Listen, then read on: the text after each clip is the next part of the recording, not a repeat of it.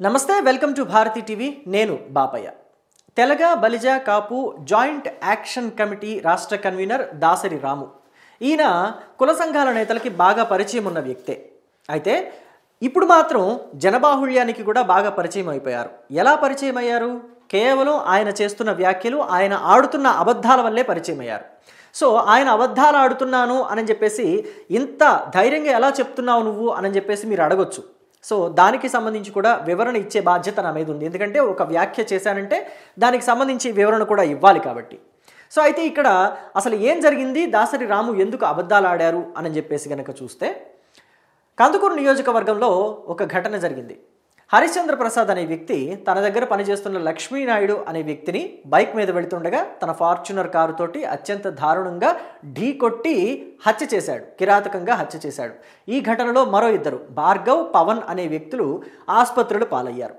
ఈ ఘటన మీద పోలీసులు కేసు నమోదు చేశారు కానీ ఒక 10 రోజుల తర్వాత కాపు సంఘం నేత దాసరి రాము అక్కడికి వెళ్ళారు వాళ్ళని పరామర్శించిన తర్వాత ఆయన వీరావేశంతో మీడియా ముందు కొన్ని దారుణమైన వ్యాఖ్యలు చేశారు అంటే ఖండించదగిన వ్యాఖ్యలే అని చెప్పొచ్చు అంటే భారతదేశంలో ఎవరు కూడా ఇటువంటి వ్యాఖ్యలు చేయకూడదు అని చెప్పొచ్చు సో ఆయన ఏం మాట్లాడారో ఒకసారి విందాం ప్రభుత్వాన్ని మిమ్మల్ని ఏర్పాటు చేయడానికి మిమ్మల్ని నిర్మాణం చేయడానికి మీకు కాపులు కావాలా మీ కమ్మోలకి మీ టీడీపీ పార్టీకి 5 సంవత్సరాలు జగన్మోహన్ రెడ్డి దెబ్బకి మీరు ఊళ్ళోకి పెట్టి పారిపోయి తెల్లాల పక్కల ఇక్కడ దాక్కొని దుప్పట్లో దాక్కొని సో ఇది విన్నారు కదా ఎంత దారుణమైన వ్యాఖ్యలు కుల సంఘం నాయకులు బాధ్యతాయుతమైన అంటే ఒక పనులు చేస్తున్నప్పుడు వాళ్ళ కులం కోసం పాటుపడుతున్నప్పుడు ఇతర కులాల మహిళల్ని అంత దారుణంగా కించపరచొచ్చా సో దీని మీద దాసరి రాము ఖచ్చితంగా వివరణ ఇచ్చుకోవాల్సిన అవసరం అయితే ఆయనకు ఉంది మరి ఆయన వివరణ ఇచ్చుకుంటే ఖచ్చితంగా ఆయన విజ్ఞతిని అందరూ కూడా ఆయనకున్న అంటే నాలెడ్జ్ని అందరూ కూడా గౌరవిస్తారు ఆయనకి కాస్తన్న మంచితనం ఉంది అని చెప్పేసి గౌరవిస్తారు లేదంటే ఇక అది ఆయనకే డిపెండ్ అయి ఉంటుంది సో ఇక విషయంలోకి వద్దాం సో అయితే ఆయన ఇలా ఎందుకు మాట్లాడారు అనేది మాత్రం ఇక్కడ ప్రశ్నార్థకమే ఎందుకంటే ఆల్రెడీ పోలీసులు కేసు నమోదు చేశారు ఈ ఘటన మీద వీళ్ళు వెళ్ళేసరికి 10 రోజులు దాసరి రాము అండ్ మిగతా కుల సంఘం నాయకులంతా కూడా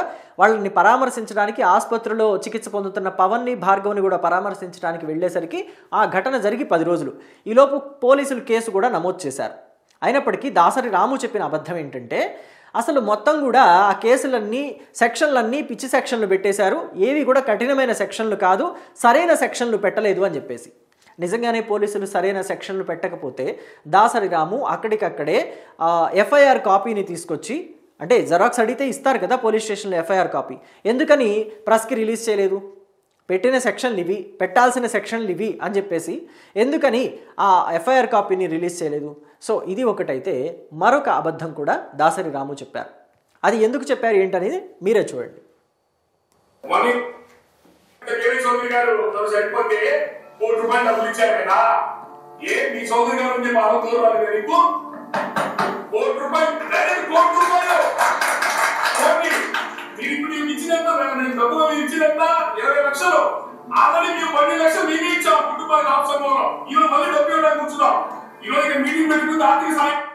ఆర్థిక సాయం చేయడానికే అని చెప్తున్నారులేండి సో అయితే విషయం ఏంటంటే ఇది ఎందుకు వినిపించాను అని మీకు డౌట్ రావచ్చు ఎందుకంటే దాసరి రాము ఆడిన మరో అబద్ధం అని చెప్పడానికి ప్రభుత్వం ఈయన మాట్లాడి వెళ్ళారు కదా ఆ రోజు ఎప్పుడైతే ఇంతకుముందు మీకు ఫస్ట్ క్లిప్ వినిపించాను కదా ఆ రోజు మాట్లాడి వెళ్ళారు 10 రోజుల తర్వాత వచ్చి ఘటన జరిగిన 10 రోజుల తర్వాత వచ్చి దాసరి రాము మాట్లాడి వెళ్ళిన తర్వాత ప్రభుత్వం కూడా దీన్ని మరింత సీరియస్గా తీసుకొని నిందితులకి కఠిన శిక్ష వేయాలి అని చెప్పడమే కాకుండా బాధితుల్ని ఆదుకుంటామని కూడా చెప్పింది బాధితుల్ని ఆదుకుంటామని చెప్పడమే కాకుండా లక్ష్మీనాయుడు భార్యకి పొలము అలాగే డబ్బు సహాయం అలాగే వారి పిల్లలిద్దరికీ కూడా పొలంతో పాటు డబ్బు సహాయం కూడా చేశారు అంటే మొత్తం మీద వాళ్ళకి ఒక 20 లక్షల వరకు డబ్బు వెళ్ళిందని చెప్పేసి దాసరి రాము గారి నోటితోటి ఈ వీడియోలో మనం విన్నాం అయితే పొలం కూడా ఇచ్చారు కానీ 20 లక్షల డబ్బు ప్రభుత్వమే ఇచ్చింది మేమే 12 లక్షలు ఇచ్చాము కాపు సంఘం నాయకులు అంతా కలిసి పోగేసి 12 లక్షలు ఇచ్చాము అని చెప్పారు కానీ దానికి వాళ్ళు అంటే ప్రభుత్వం చేసిన మంచి పని ఏదైతే ఉందో బాధిత కుటుంబానికి 20 లక్షల వరకు డబ్బులు అలాగే ఆర్థిక అంటే పొలం సహాయం కూడా చేయటం ఆస్తి వైపు నుంచి కూడా సహాయం చేయటం అలాగే ఈ యాక్సిడెంట్ అంటే ఈ మర్డర్ అటెంప్ట్లో మరో ఇద్దరు గాయపడ్డారు కదా వాళ్ళకి కూడా ఆర్థిక సహాయం చేసింది. దాన్నంతా కూడా తప్పుదోవ పట్టించాలి. ప్రభుత్వం చేస్తుంది ప్రజల్లోకి వెళ్ళకూడదు. అంటే ఇంకా కాపులు కమ్మవాళ్ళు తన్నుకు చావాలి అనేది రాము ఉద్దేశం. అందుకనే ఆయన ఆడిన అతిపెద్ద అబద్ధం ఏంటంటే, ఒంగోలులో ఇన్సిడెంట్ ఉంది కదా, వినండి మరొక్కసారి.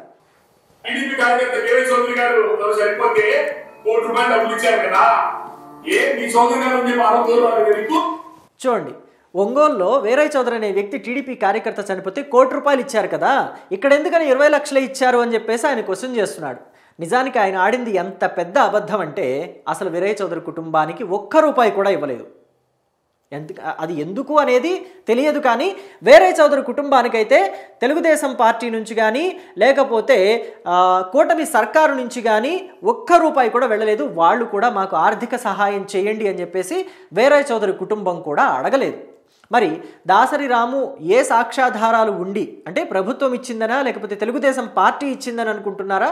ఆయన మరొకసారి దాని మీద వివరణ ఇవ్వాలి. అలాగే వివరణ ఇవ్వటంతో పాటుగా ప్రభుత్వం నుంచి అయినా లేదా తెలుగుదేశం పార్టీ నుంచి అయినా ఎంత అమౌంట్ వాళ్ళకి వెళ్ళింది అనేది కూడా కొంచెం సాక్ష్యాధారాలతో చూపిస్తే ప్రజలందరికీ కూడా మంచి చేసిన వాళ్ళు అవుతారు ఆయన. ఎందుకంటే ఇక్కడ ఆడింది అబద్ధం కాబట్టి ముందుగా ఆయన అంటే ప్రజలకి మంచి చేయటమేమో ఆ సాక్ష్యాధారాలు చూపిస్తే ఆయన మంచి చేసుకున్నట్టు అవుతుంది. ఎందుకంటే ఇప్పటికే ఆయనకి గతంలో ఉన్న పేరుని ఆయన చేస్తున్న వ్యాఖ్యలతోటి ఆయనే తుడిచిపెట్టేసుకుంటున్నారు. ఆయన నాలుకతోటి ఆయనే మొత్తం కూడా చెరిపేస్తున్నారు. ఆయన మంచి పేరుని ఆయనే చెరిపేసుకుంటున్నారు. పైగా ఇంకొకటి ఏంటంటే, కాపులు కమ్మవాళ్ళు కలిసి ఉండాల్సింది పోయి విడిపోండి అన్న సంకేతాలు ఇస్తున్నారు. పైగా ఆ 2 కులాల మధ్య గొడవలు పెట్టే ప్రయత్నం కూడా చేస్తున్నారు.